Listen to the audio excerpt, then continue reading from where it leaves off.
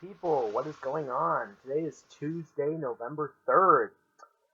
One thing I want to mention right now while I'm thinking about it, I apologize for the lateness of these videos now. Weekdays I work and I get home around 3:30, so they're probably going to be posted a little bit later than you think, not just like midday or anything like that. Anyway, on to our third Eddie Guerrero match for Eddie Guerrero Novembrance Notice November. Today Eddie Guerrero versus the Nature Boy Ric Flair. Woo! Now, I'm probably going to be doing that more than once. Anyway, um, this is the first match, to my knowledge, that these two ever hooked up in. WCW, yep, done with ECW. Eddie Guerrero has made the jump. We are at Hog Wild, August 10th, 1996. For the United States Championship, Ric Flair is the champion.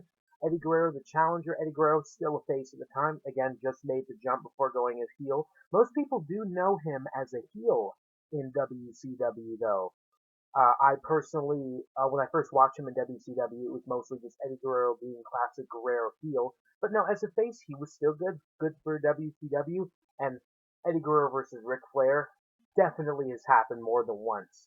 But one thing I want to mention about this event, outdoors.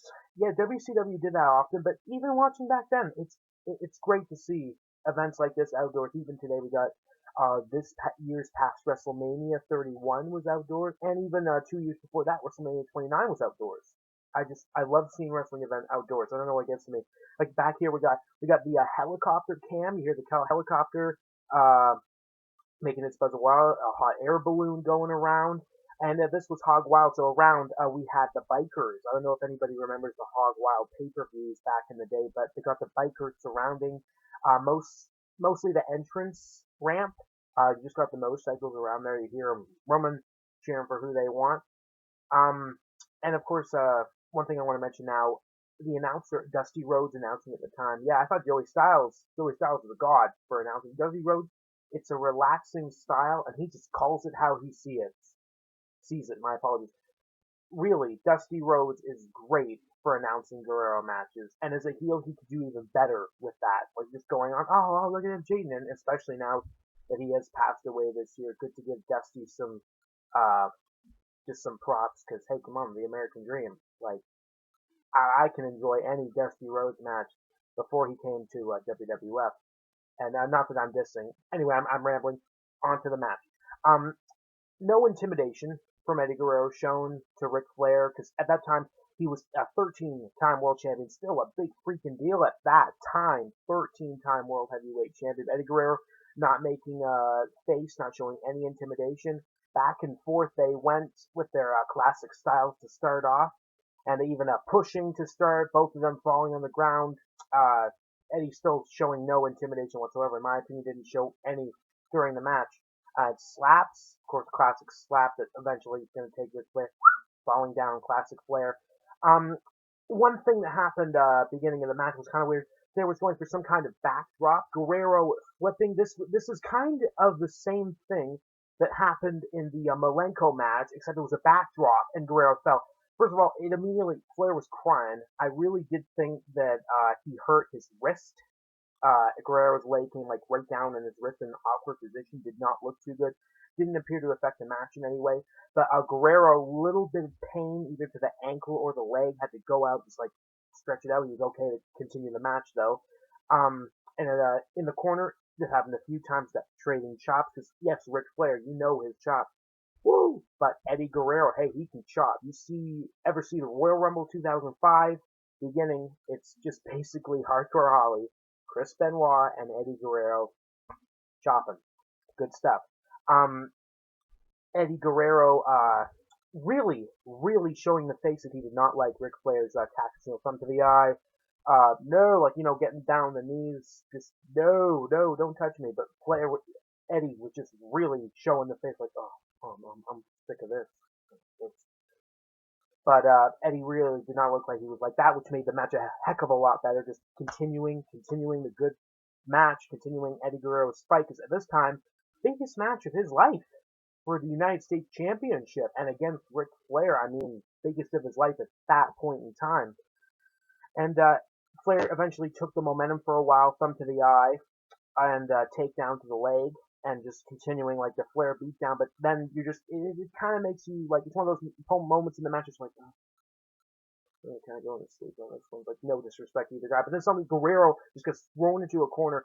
Bam, he just starts coming back. It's out of the corner, chopping, punching, getting on Guerrero, getting on Flair's head for the 1, 2, 3, 4, 5, all the way up to 10. Um, uh, just a huge surge of power. And then, even so going on, uh, Flair had to resort to the low blow. He did have 2 escorts at the time. Just going with the phrase, escorts. Distracted the ref, simple, low blow, and he just goes falling all in pain. And Eddie Guerrero was able to come back, though even using Flair's figure 4 and stealing some of his taunts is just like, oh yeah, Eddie can fit. Eddie can fit into this well. They knew they made the right decision picking Guerrero for this match, because you knew he could just fit in well, stealing the taunts, and steal. We're going to talk about that later. But continuing the match, great stuff. Now, one thing I really did enjoy it. There was a beautiful arm drag from the ropes into a Hurricane Rana pin, and good lord, that was great. I was hoping that'd be it, but it was a little bit of an early kick. I would have preferred more of a near fall for that one, but no, it was still a great move. Still making a huge deal out of the impactful tornado DDT, and I say impactful because when it happened in this match, bam, Flair going flying almost out of the ring, his head, they really made. But one thing, I thought it was a little bit too much. Not for Flair. Not really for either man. Just too much for the match itself. A roll up showing the full moon, even getting the ref involved for a little action here. Let's see if we get a little look at it. Just give me 1 second. Actually, that's a good call. Eddie Guerrero didn't go out to the floor all the way. Sunset flip from the outside. Getting hooking in right here. Well, look at that. It's not even over yet. Now, the ref, pay attention. Look at that. 1, 2.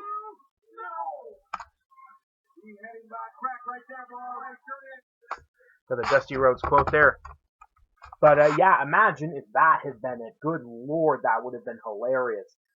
Moving on though, there was actually shortly after this, Guerrero was able to get his frog splash, and I was thinking, oh my god, no way.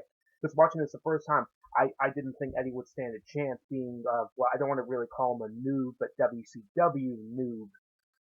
But the frog splash, reactivating that previous injury, from the drop, holding his ankle, his leg, Flair taking advantage into the figure 4, and even grabbing the ropes as the referee wasn't seeing, and then even grabbing one of the escorts. You could say it was WCW's version of China, except as a Flair escort. And, like back then looking at it, the pain 1, 2, shoulders going on that, 3. Yeah, not even joking. Like today you think, oh my god, really? Really? He lost being pinned by the figure 4, does it? But no, hey, it was back in the day. I mean, you feel no shame losing like that to a figure 4 by Ric Flair, because that was just painful back then. But yeah, that was the end of the match. Flair cheating with the escort for Eddie, supposedly a little bit of a pass out to the pain for the 3 count. Afterwards, fans knew they had seen something special. They knew it wouldn't be the last time these two would hook up. Looking at it back then, I give it a props. Great match, great main event for that show. Personally, I don't feel like it was one of the biggest moments for Eddie Guerrero. At that time, yes, but thinking today, like he has had further matches with Ric Flair. But this one does stand out traditionally for me as their first time fighting. Because these two, even in WWE, they did have a match. And that one, in my opinion, was complete shit compared to back here, we get the classic fight. But hey, you know what? Many more matches to come. Eddie Guerrero versus Ric Flair is our third. Pretty damn good way to continue. Anyway, I will see you tomorrow with another review. What's it going to be next? We've moved on to WCW, so let's think.